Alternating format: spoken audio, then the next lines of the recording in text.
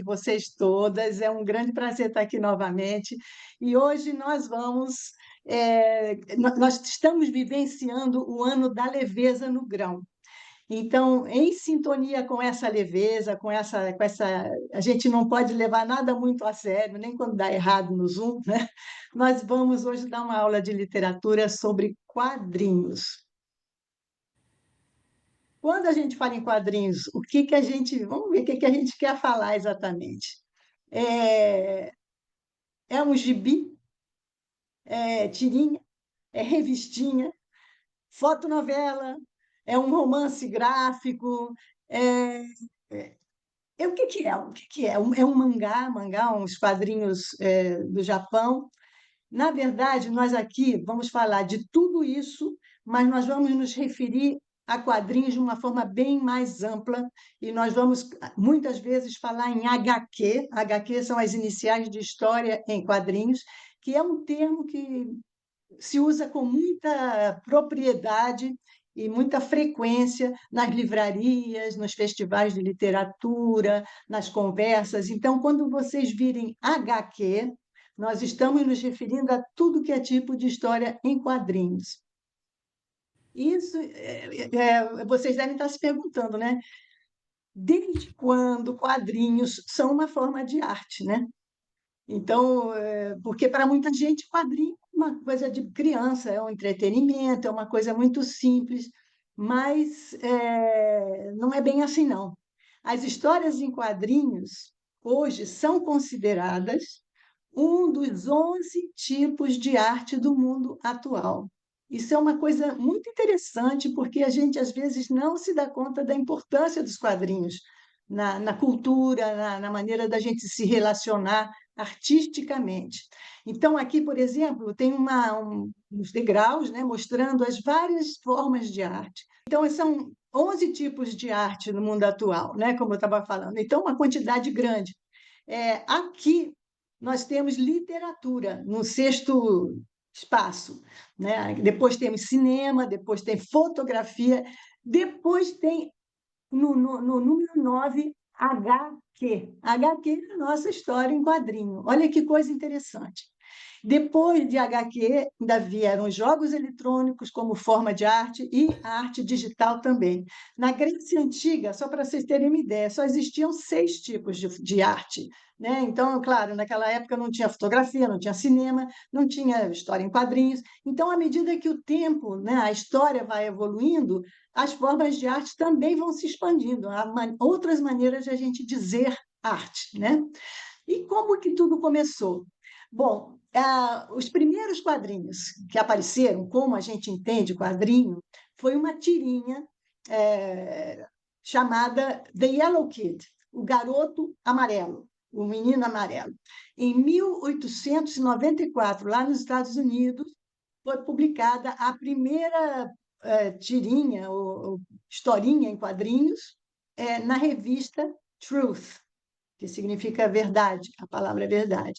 Então, essa tirinha conta a história as peripécias de um garoto que vivia nas ruas de Nova York, nos guetos de Nova York, sempre vestido com esse camisolão amarelo, esse menino carequinha, orelhudo, e ele falava com uma linguagem, na época, considerada uma coisa muito inovadora, e até chocante. Ele falava como se falava na rua, linguagem coloquial, porque os livros não eram assim, os livros eram uma linguagem mais culta, mas nessa tirinha começou a se usar uma linguagem que se usa na rua, com gírias, inclusive, né? E junto com essa linguagem muito coloquial, também vinham reflexões sobre a sociedade de consumo e sobre questões raciais lá nos Estados Unidos. Bom, isso foi lá nos Estados Unidos. E aqui no Brasil, como é que a coisa evoluiu? Aqui no Brasil, existia uma revistinha, desde 1905, chamada O Tico-Tico.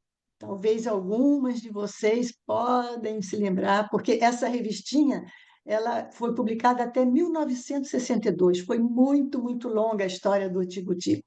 Ele era menos uma revista em quadrinhos do que uma espécie de almanaque, porque junto com esses quadrinhos que nós estamos vendo aqui, que tem uns personagens que ficaram muito famosos por serem praticamente os únicos que a gente conhecia aqui no Brasil.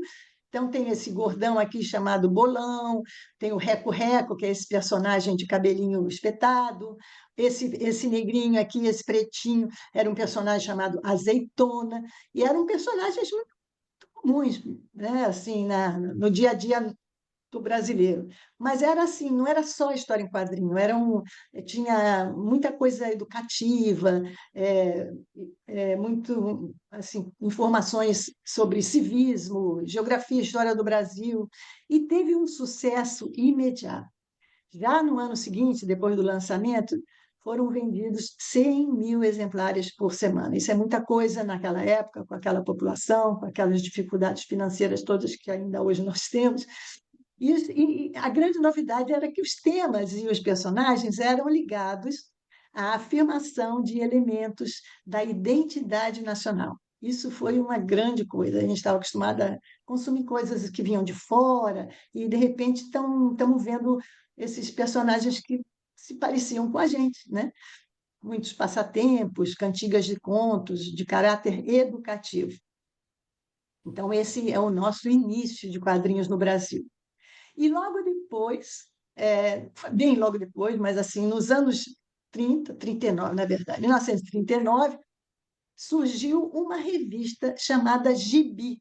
Essa revista era o nome da revista. Gibi não era a palavra que a gente usa hoje para falar de revistinha, né? Gibi era o nome de uma revista e era uma gíriazinha, era um termo da época que já não se usa mais assim, que significava moleque ou negrinho.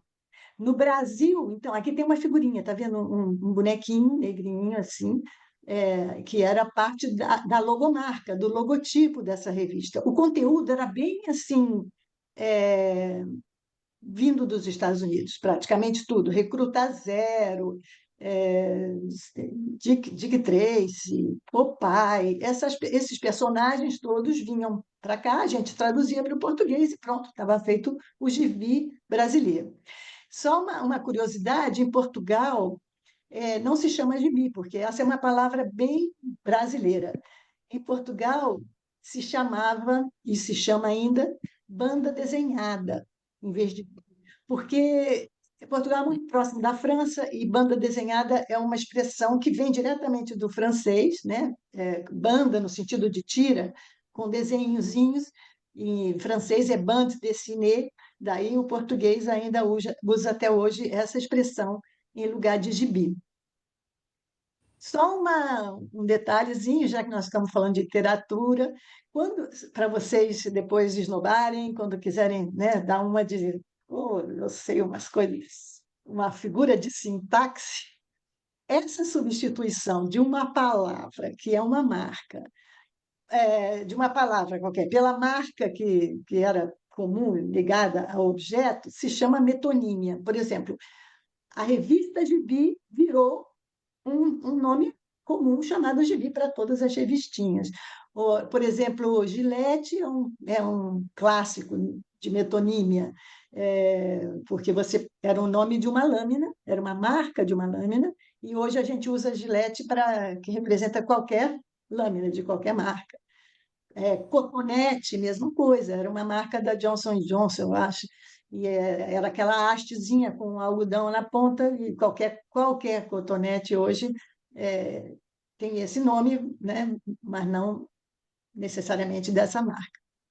Então, agora vocês sabem, metonímia. Walt Disney. Nessa época, mais ou menos, na década de final de 40, 50, surgiram os primeiros quadrinhos de Walt Disney, com os personagens de Walt Disney, que invadiram o mercado brasileiro, tomaram conta, na verdade, desse mercado. Os mais importantes são o Mickey, o Pato Donald e o Tio Patinhas. O Walt Disney se dedicou mais ao cinema, ele não era assim, mas as revistinhas são parte desse grande império, vamos dizer assim, de figurinhas desenhadas. Luluzinha e Bolinha, também vindo dos Estados Unidos. Essas foram, assim, das primeiras publicações de quadrinhos que nós tínhamos aqui no Brasil. E a Luluzinha é uma criação da Marge, dessa grande cartunista americana chamada Marge, Marjorie Buell, que viveu no nasceu em 1904 e viveu bastante tempo também. E ela criou, então, a turma do Bolinha e da Luluzinha. E quem não se lembra, quem não, né, aqui, ó, 1935 saiu a primeira tirinha de jornal e em 1945 o primeiro gibi da Luluzinha apareceu lá nos Estados Unidos. E aqui tem uma figurinha da Menina Não Entra, né? Do Clube dos Meninos, né? Todos nós lembramos dessa imagem, né? Que os meninos não queriam brincar com as meninas. Até hoje a gente fala, olha lá o Clube do Bolinha, olha lá o Clube da Luluzinha. Mas tudo isso ainda é tradução do material vindo dos Estados Unidos. Fotonovela, a gente não podia deixar de falar, porque foi também quadrinhos, é uma coisa diferente do que a gente imagina, né? A gente fala em quadrinhos, a gente pensa em desenho, desenhozinho, cartoon, mas as fotonovelas foram um sucesso imenso no Brasil e vieram da Itália. Nos anos 50, elas vieram de lá. Então, todas essas fotos, as primeiras, eram normalmente atores italianos que faziam grande sucesso no cinema italiano, que na época estava na sua época de ouro, e essas eram importadas e traduzidas para o português. Era voltada para o público feminino, e a trama romântica era sempre aquela coisa previsível da menina pobre casada que se encontrava com um rapaz rico, ou do rapaz pobre se encontrava com a menina rica, no final se casavam. Então, eu tinha aquela coisa do o grande vilão, era sempre fácil de imaginar, tudo muito maniqueísmo, né? O bonzinho era muito bonzinho, o malzinho era muito malzinho, era tudo meio previsível, mas foi um grande sucesso, não só no Brasil, como na Itália e em outros países. Nos anos 70 foi quando os primeiros atores brasileiros passaram a incorporar, então, esse universo das fotonovelas, e a revista Sétimo Céu foi a primeira a produzir fotonovelas com atores brasileiros. Foi um sucesso incrível, e as fotonovelas que eram vendidas nas bancas só foram superadas em venda pelas revistas de quadrinhos infantis, né? Por exemplo, aqui um dado interessante, em 1974, a fotonovela mais vendida era Capricho, da editora Abril. Então, vendia mais de 211 mil exemplares a cada 15 dias. Só perdia para o Pato Donald, para o Mickey e para o Tio Patinhas. Quer dizer, tinha uma série de outras revistas, mas nenhuma vendia tanto quanto a revista Capricho, da Abril. Mas, mesmo assim, ficava bem longe dos quadrinhos de criança, né, que vendiam cada um desses 400 mil exemplares por quinzena. Agora, de repente, em 1960, acontece uma coisa realmente inovadora no mercado editorial dos nossos gibis, porque em 1960 aparece o primeiro gibi brasileiro inteiramente colorido com a turma do Pererê, do cartunista Ziraldo. Então, isso foi um sucesso, porque até então a gente traduzia, tinha uma ou outra coisa brasileira, mas desse nível de qualidade, de criatividade, foi praticamente o pioneiro, né? Quem editou foi a editora O Cruzeiro, e os personagens eram todos inspirados na nossa cultura, na cultura nacional. Tem aí o Pererê, tem o Índiozinho, tem a Onça Pintada, o Macaquinho, enfim, são personagens que a gente não via, né? Não acontecia de ver no material importado. E uma coisa que as meninas daqui devem estar se perguntando, se não estão se perguntando, eu acho que vocês vão, pensem bem, quem que está faltando nesse grupo aí da turma do Pererê? Será que vocês Mônica. podem imaginar o que está fazendo falta? A Mônica. Meninas, meninas, A Mônica. Mônica. Hum, Essas coisas assim, eram poucas as meninas. Eu era criança nessa época, eu me lembro, essa era a Tuiuiu. Gente, uma indiazinha com esse nome. Eu achava ela o máximo, e ela nem era importante. Ela não era importante porque ela era uma indiazinha bonitinha, simpatiquinha, fazia tudo certinho, mas ela não era uma protagonista. Ela não tinha assim muita visibilidade. Às vezes as historinhas, ela aparecia ali sempre em segundo plano, né? E o tempo passou, mas não muito. Quem que chega aí? A Ela que Mônica. chegou, a Mônica. Gente, é incrível o que isso representa, porque a Mônica, menina baixinha, gorducha, dentuça, sempre pronta para uma boa briga, surgiu no início dos anos 60 e logo revolucionou o mercado de quadrinhos no Brasil. Aqui tem o Maurício de Souza, né? E a filha dele, na vida real, a Mônica, que inspirou, segundo ele, a personagem dos quadrinhos. E ela é a segunda filha de uma série de 10, ele tem 10 filhos. É incrível.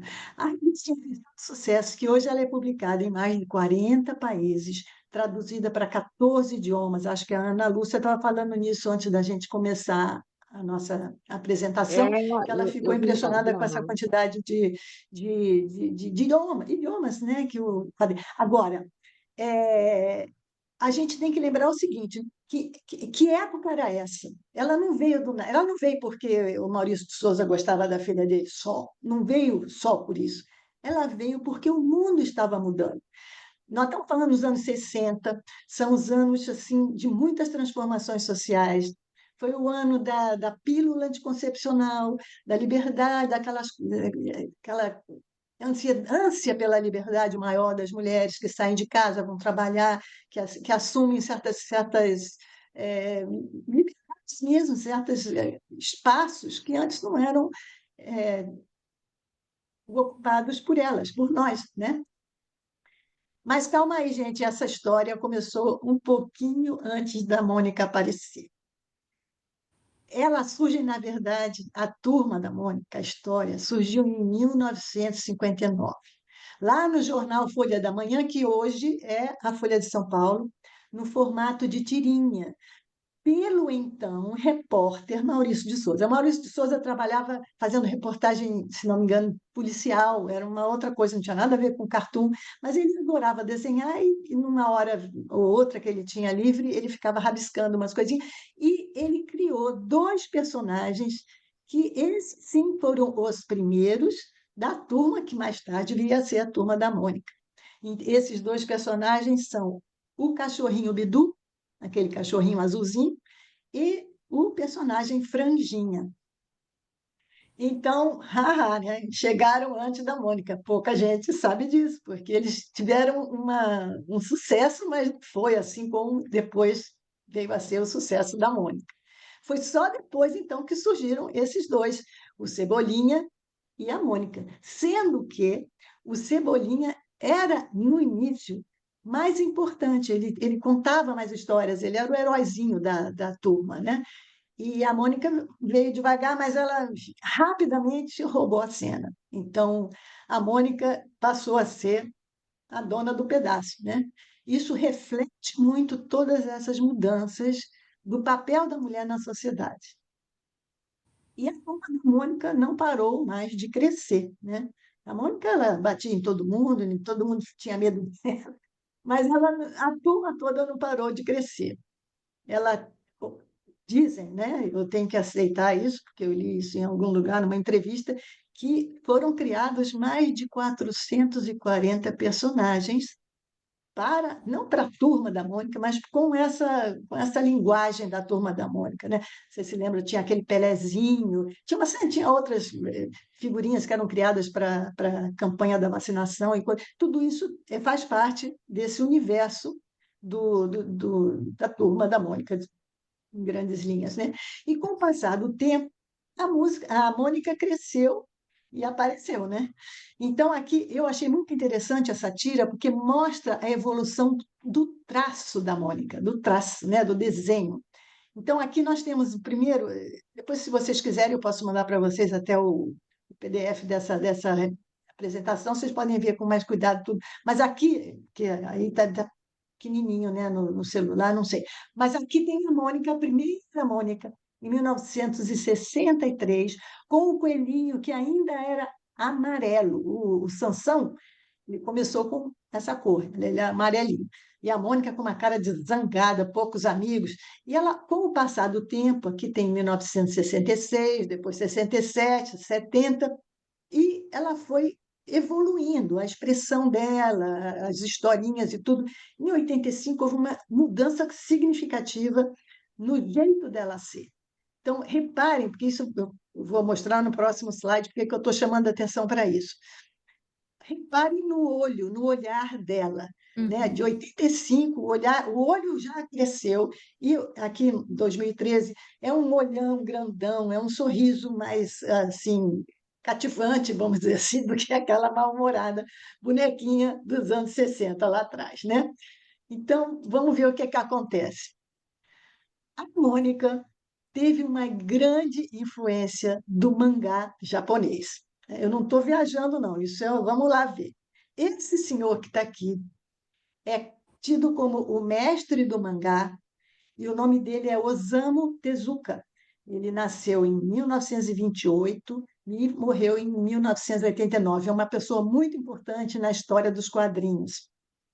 Quando a gente fala em quadrinho, a gente tem que falar nos quadrinhos do Japão, que formam um grupo à parte, um grupo totalmente especial de literatura e enfim,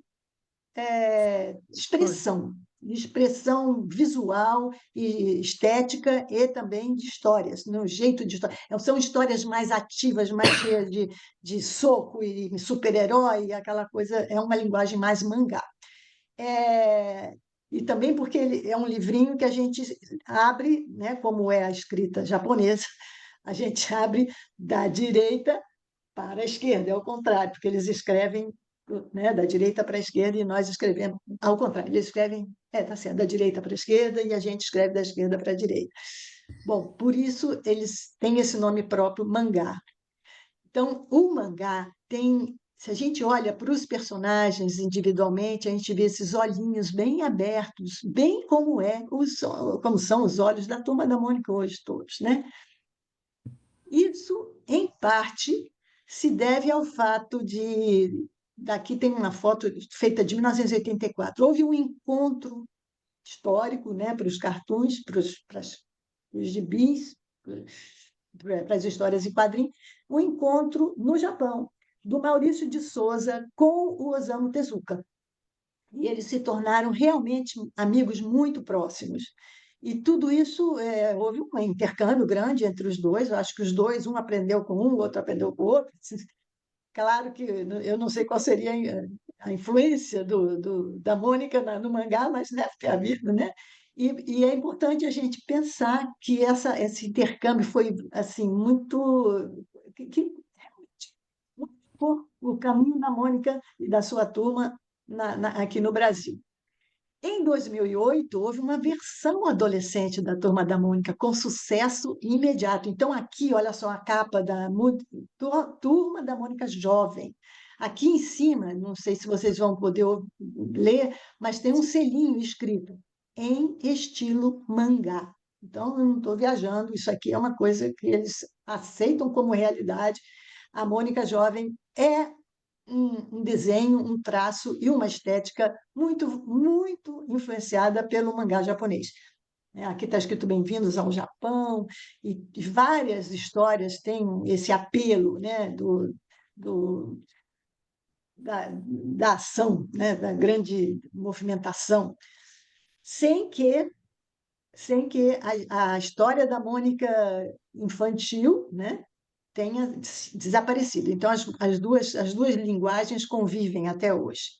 É interessante, só um detalhe aqui, que é muito interessante a gente observar, na edição de 2011, a edição número 34, vendeu 500 mil exemplares. Isso é um número extraordinário para qualquer país até, porque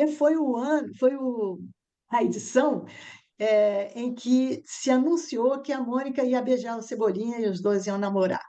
Então, foi um negócio assim que deixou o público, né, que é o público adolescente, pré-adolescente, na verdade, esse público da Turma da Mônica Jovem, começa aos 10 anos e vai até os 15 anos, 18, depende da maturidade do jovem que lê.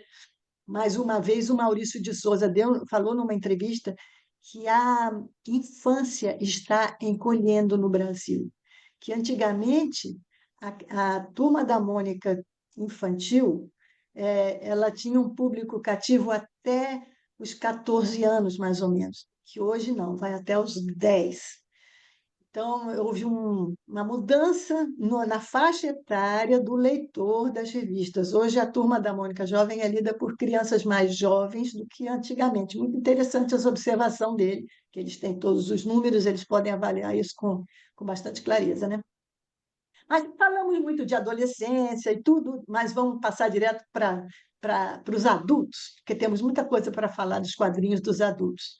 E dá para falar de muitas pessoas, mas o Enfio é um dos nomes mais importantes dessa época e que fez parte do Pasquim, que é uma publicação que começou em 1969 e foi até 91, uma publicação que não é de quadrinhos especificamente, mas continha sempre muita informação, muitas tiras em quadrinhos, sendo que a do Enfio foi uma das mais longevas, uma das mais importantes daquela época, né?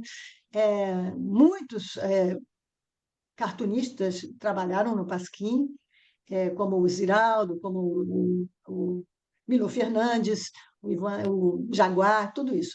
Mas peguei um deles, o Enfio, como exemplo dessa época, né? O nome dele era Henrique de Souza Filho. Enfio é um apelido, né? Ele juntou Henrique com Filho, deu Enfio. E ele teve uma vida muito breve. Ele nasceu em 1944, morreu em 1988. Ele tinha hemofilia e ele foi fazer uma transfusão e pegou naquela época.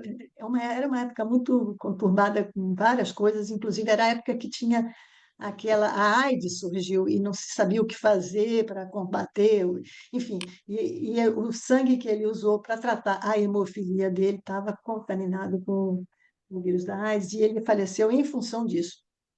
Foi muito triste, claro, mas ele se notabilizou pelo o seu humor e sátira política. Era assim muito ácido e muito engraçado.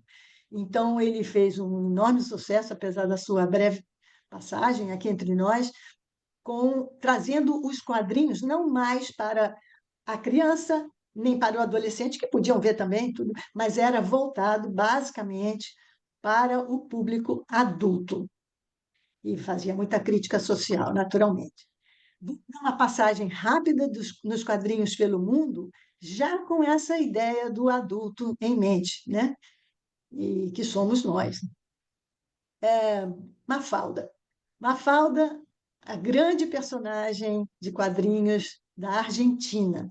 Aqui ela está, nesse cantinho aqui, a Mafalda, do lado do seu criador, o cartunista Quino, Joaquim Salvador Lavado Terrón, que nasceu em 1932 e faleceu recentemente, em 2020. A Mafalda teve uma vida relativamente curta também, de menos de 10 anos, mas ela não há livraria, não há lugar que você vá comprar um livro. Cadê um livro da Mafalda? Ela vai estar lá. E o Quino criou toda essa turminha aqui para ela, é mais ou menos nesses padrões da Mônica, só que com um conteúdo muito mais politizado, né? A Mafalda, ela viveu, nasceu e viveu na época do militar, do regime militar argentino, então esse era o tema quase. Além disso, também os conflitos internacionais. Ela tinha, vamos dizer, no cartoon, era uma menininha de 6 anos, mas altamente politizada, conhecia tudo, dava um nó no cérebro dos pais, porque ela sabia de tudo, sempre fazia perguntas muito difíceis de serem respondidas. Essa era a nossa Mafalda.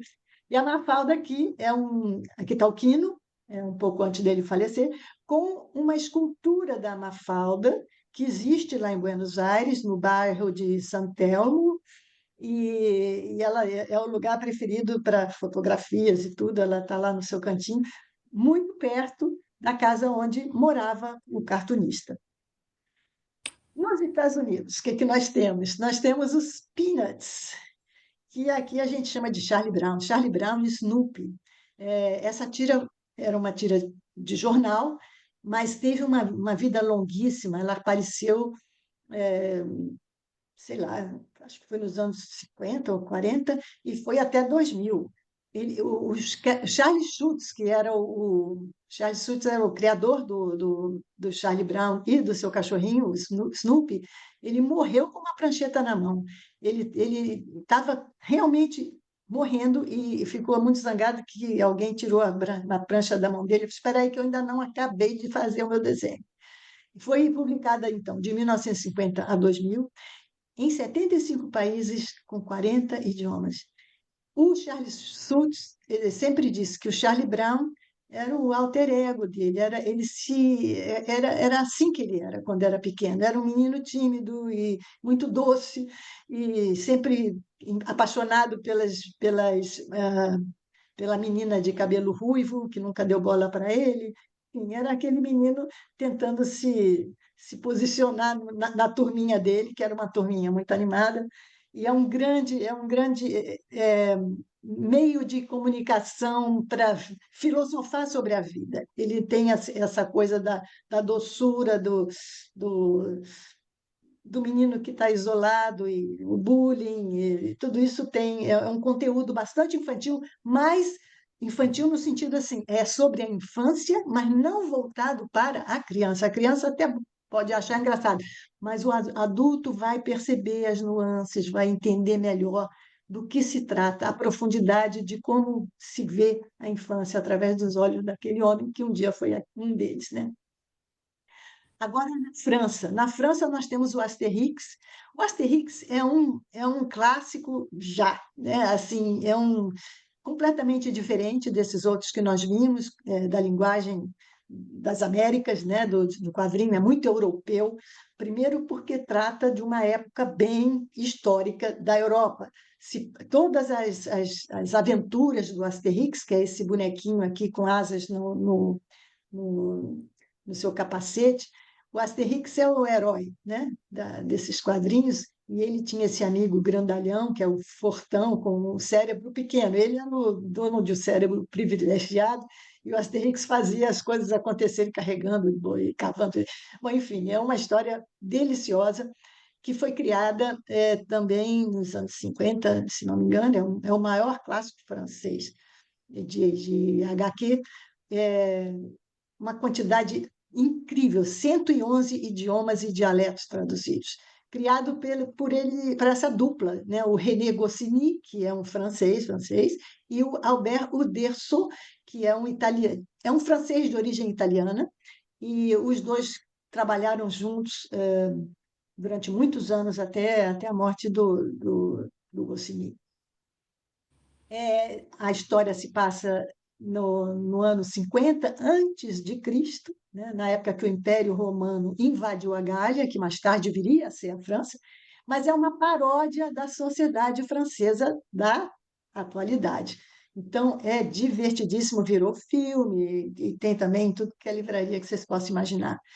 O romance gráfico é uma outra maneira de ver quadrinhos. Então, nós não estamos aqui falando já de quadrinhos adultos ou adolescentes, mais para cima, né, da faixa etária do adolescente. Essa expressão graphic novel, em português, romance gráfico, só surge em 1964, porque é uma forma de falar sobre o que é HQ voltado para público adulto. Então, quando a gente fala em romance gráfico, é basicamente para nós adultos, né? Por quê? Porque não é uma revistinha, é um livro, um livro que tem enredos completos, ou seja, tem começo, tem meio e tem fim. E são elaborados como romances, só que são ilustrados em quadrinhos. E são livros, verdadeiros livros, muitos com edições muito caprichadas, papel de qualidade, Maquiagem impressão de qualidade. alguma boa. Pensa minha pele de 62 anos, olha que pele linda. Olha, Você tá numa vida, tá legal, tá legal. Bom, é, e aqui nós temos um livro que eu trouxe para vocês como destaque. É um livro que também está em todas as livrarias atualmente, se chama Maus, do Art Spiegelman, que foi publicado em duas partes, uma em 1986 e outra em 1991, e hoje os dois estão combinados, as duas partes combinadas num só livro. O que significa Maus? Maus, em alemão, que foi a língua em que ele foi escrito, o Maus significa rato. Então, em português, parece que está se referindo a perverso, né? Perversidade, uma coisa de maldade, mas não. Maus, é, até eu acho que o editor deixou as duas coisas, porque em português faz algum sentido deixar esse sentido meio dúbio, mas maus são esses ratos aqui, esses ratinhos que você tem, por exemplo, no inglês Mickey Mouse, que se escreve diferente, mas Mickey é o nome, mouse é rato também em inglês, né? Então, mouse é rato. Então, esse escritor, ele narra as memórias da família dele pelas entrevistas que ele fez com o próprio pai, que passou horrores no Holocausto da Alemanha nazista. Então, ele desenhou essa conversa que durou muitas horas, obviamente, com o pai dele, já velho, e ele contou que foi o Holocausto. Então, os ratos eram os judeus prisioneiros, e os gatos eram os nazistas que perseguiam os judeus naquela época. É um livro muito sério e muito profundo. Eu li ele recentemente, e é forte, é bastante forte. Não é em absoluto, tem seus momentos até de humor, um humor assim meio triste, né, naturalmente, mas tem também isso. Não sei como ele consegue, mas ele consegue. Mas o que transforma esse livro num grande destaque da história dos quadrinhos é esse prêmio aqui, que em 1992 Maus ganhou o Prêmio Pulitzer de Literatura, oferecido para obras jornalísticas. Foi a primeira vez que uma HQ, que uma história em quadrinho, ganha esse tipo de reconhecimento. Isso é fantástico. Quando a gente para pensar no início da história dos quadrinhos, né, aquela coisa que ninguém levava muito a sério, era meio assim, feito de qualquer maneira, e a coisa elevada para um nível de literatura premiada a nível internacional, como é o caso do Prêmio Pulitzer de Literatura, né? Persépolis, eu já perdi a conta das vezes que eu dei esse livro de presente, mas é um dos meus livros prediletos. É uma autobiografia em HQ. Ela foi escrita, né, aliás, foi escrito por essa moça que chama Mariane Satrapi, mas foi eleito esse livro como um dos melhores livros do século XXI pelo New York Times. Não é pouca coisa. Então, a Mariane Satrapi, ela é uma iraniana. Ela nasceu em 1969 numa família moderna, politizada no Irã. Aí houve a Revolução Muçulmana, né, xiita lá, que derrubou o regime do Shah e instaurou um regime em que a religião muçulmana e a parte, vamos dizer, administrativa do governo não tem diferença. Então, em 1979, ela tinha, portanto, 10 anos, a Mariana Satrapi tinha 10 anos, quando foi instalado isso aí, ela, de repente, a vida dela mudou da água para o vinho, ela teve que usar o véu pela primeira vez, foi obrigada a usar o véu islâmico pela primeira vez. Acho essa reprodução dela, esse aqui ela é um desenho que ela fez dela mesma, mostrando essa divisão, né, da menina, os olhos assim, realmente sem entender nada, que foi dormir de um jeito, acordou de outro, o país era outro. É uma história forte e muito bonita. É bom para entender até a história de um país que passa por uma revolução bastante difícil, como todas são, né? Persépolis. E ela começa a história com ela aos 10 anos, e no meio do livro ela vai para a França, ela foi exilada, sozinha. Foi para a casa de uns parentes, mas foi viver depois da Revolução na França, onde ela poderia ter uma vida mais livre e fazer seus estudos na França. Então, o livro mostra essas duas. São dois livros em um, na verdade, o que se vende hoje, metade passado no Irã e a outra metade na França. É outro destaque, que é assim um dos meus prediletos autores de cartoon, né, de quadrinhos. Ele é um canadense que hoje vive na França, chamado Guy Delisle. O Guy é um fantástico, além de desenhista fantástico, ele é um grande, tem um senso de humor como poucos.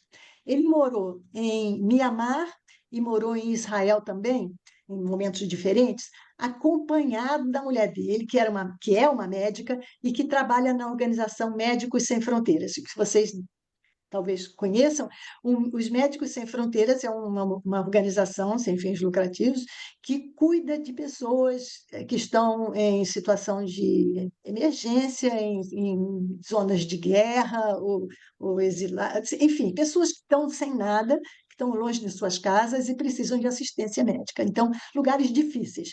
Um deles é Mianmar, e ele escreveu, então, ele acompanhando a mulher, ele foi parar lá na Birmânia, que é a antiga Birmânia, que é Mianmar hoje em dia, e ele foi com o filhinho dele, filhinho do casal, o Louis, por onde ele passava. É um olhar muito interessante, é um olhar de um adulto, mas com essa linguagem bem humorada de um pai que toma conta de uma criança que está vendo um país, está tentando entender o que está acontecendo é, em volta dele. Mora atualmente na França e ele fez um guia do pai sem noção, com base em todas essas experiências. Hoje eles têm 2 filhos já, mas ele só tinha esse menininho. Ele fez o Pyongyang, que é sobre a viagem dele à Coreia do Norte. Ele fez Crônicas da Juventude e fez que é um trabalho dele numa fábrica onde o pai dele tinha trabalhado também, muito interessante. E tem esse aqui, é o último livro que ele escreveu, que eu acabei de ler, por sinal, é fantástico. É sobre a vida de um inventor que foi um dos precursores do cinema. O nome dele é Edward Muybridge. É uma história em quadrinhos, é uma biografia em quadrinhos, né? Não é uma autobiografia, uma biografia, uma história que ele contou de uma pessoa importante, é, do ponto de vista de invenção, de coisas que mudaram a nossa vida, né? Hoje, que foi o cinema, através da história dessa pessoa. Não podia deixar de falar de um grande livro de quadrinhos que foi escrito por 2 mulheres e é basicamente sobre a história das mulheres ao longo dos séculos. A queda do patriarcado, o combate ao machismo através dos séculos. Gente, esse livro é muito bom e muito engraçado. Escrito por 2 norueguesas. A Marta Bren, que é a autora do texto, e das pesquisas e tudo mais, e a Jenny Jordal, que fez as ilustrações. É um livro muito bem impresso, com todo colorido, com uma linguagem acessível, um bom humor invejável, um bom humor sensacional. Aqui mostra, por exemplo, o Aristóteles, o grande sábio da Grécia Antiga. Elas deram para ele a condecoração de machista mor, ganhou o prêmio, o primeiro prêmio de grande machista da história, e muitas referências literárias. Esse é um livro para ser saboreado. Eu li esse livro recentemente num grupo de leitura que nós temos, e é um grupo de leitura misto, quer dizer, tem homens e mulheres participando desse grupo e deu muita conversa. É um livro que dá muito pano para manga e faz a gente refletir muito sobre a história da humanidade. É muito boa essa leitura. Mas, sempre que existe literatura em quadrinhos, vocês devem lembrar desse cartãozinho aqui que a gente colocou no Instagram e botou também no nosso WhatsApp. É uma pergunta, né? Sempre que existe literatura, bem, né? Uma literatura de verdade, eu já duvido nada. Claro que existe. Vamos ver aqui algumas literaturas já estabelecidas, né, há muito tempo que a gente chama isso de literatura, estão na linguagem de HQ.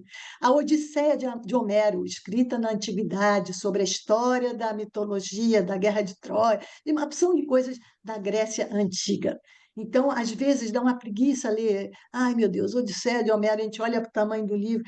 Você só queria dar uma olhadinha e ver de que se trata, porque não substitui, evidentemente, o texto original, mas nos traz, nos aproxima daquela história, nos dá assim um gostinho, que quando a gente não tem tempo, ou quando a gente tá só curiosa para ver, ai, vamos ver se é isso mesmo que eu quero ler, é muito válido recorrer aos quadrinhos, né? A Divina Comédia, o grande clássico também italiano do Dante Alighieri, também é uma leitura muito difícil, muito intensa, muito densa. Então, os quadrinhos podem ser um começo de conversa para isso, né? Aqui tem uma página da Divina Comédia. Outro grande clássico, os Lusíadas, do Luís de Camões, né? Um grande português, que também é uma leitura difícil, né? Às vezes. Vidas Secas, do Graciliano Ramos, que muita gente fala, isso é muito difícil para eu ler, mas bom, rapidamente a gente se embaixa nesse tipo de leitura. E Juca Pirama, gente, Gonçalves Dias. Nós já estudamos isso aqui no Grão, nós já tivemos uma aula sobre Gonçalves Dias, que, aliás, é um dos meus assim, escritores prediletos da nossa história literária, mas que muitas vezes é mal compreendido porque a gente aprende sobre ele quando a gente ainda não tem a maturidade para apreciar. Esse livro é uma beleza, é todo muito bem ilustrado e é fantástico. Eu acho que vocês vão gostar de ler. Recording in progress. a- as histórias em quadrinho, também, elas não precisam ser só de clássicos, tem boa literatura para todas as idades. Então, Anne Frank, por exemplo, é um grande livro para todas as idades, sobre aquele diário, né, de uma menina que viveu também os horrores da Segunda Guerra Mundial, escondida dos nazistas e tudo mais. Muito bonito, é uma literatura bem interessante para os adolescentes que querem entender mais sobre como foi a guerra, a Segunda Guerra Mundial. Romeu e Julieta, isso aí é uma delícia. William Shakespeare, isso aí, qualquer idade, né? Vamos ler Romeu e Julieta em quadrinho? Puxa vida, que delícia. E para um público um pouquinho mais jovem, nós temos Laranja Lima, do José Mauro de Vasconcelos. É um, eu acho que principalmente para quem tem filho, naquela idade assim, vamos supor, dos 9 aos 13, 14 anos, ou até mais tarde, que tem pouca coisa, eles não têm muita literatura disponível, mas esse livro é uma graça e está em quadrinhos, né? Isso, eu queria mostrar para vocês um pouco do que História em quadrinhos oferece para nós e como a gente deve olhar para a história em quadrinhos, não só como gibi, né? Não só como aquela historinha, revistinha de jornaleiro. Agora, também outra coisa importante que a gente não deve a gente tem sempre que estar ligado. O fato de estarem em quadrinhos não significa necessariamente que é uma boa história ou que é uma história apropriada para certas idades. Então, é um aviso, é um conselho mesmo. Antes de comprar, pesquisem, leiam sobre do que se trata, se o traço é apropriado, a maneira de contar também está. Porque tem de tudo, tem de coisas muito boas, tem de coisas menos boas e menos aconselháveis. Então, tá aqui a dica, mas eu adoro história em quadrinhos, não substitui, mais uma vez falando, não substitui a obra original que deu origem a essas edições maravilhosas, mas é para ser lido quase que concomitantemente, quase que paralelamente, porque são maneiras diferentes da gente ver um bom livro, né? E quem me conhece sabe que a gente não termina nunca uma aula de literatura sem uma pequena lição de casa. Então, inspirada na apresentação de hoje sobre literatura e quadrinhos, eu peço a vocês que imaginem um diálogo simplíssimo entre essas duas moças aqui que estão conversando à beira-mar. O que será que elas estão dizendo uma à outra? Mas eu, quando falo simplíssimo, é simplíssimo mesmo. É um diálogo curto contendo apenas uma pergunta e uma resposta. Por favor, enviem esse texto de vocês diretamente para o meu WhatsApp até terça-feira que vem, que é o dia 22, e só isso. E depois a gente pode comentar, e eu, até individualmente, se vocês quiserem, mas é um exercício muito bom, até para vocês valorizarem o que é o trabalho do cartunista, do desenhista, daquele que faz o quadrinho, que você tem que falar muito em poucas palavras, você que tem que transmitir muitas ideias de uma forma sintética, né? Então, exige muito trabalho anterior à produção do quadrinho em si. Mas é isso. Eu espero que vocês tenham gostado.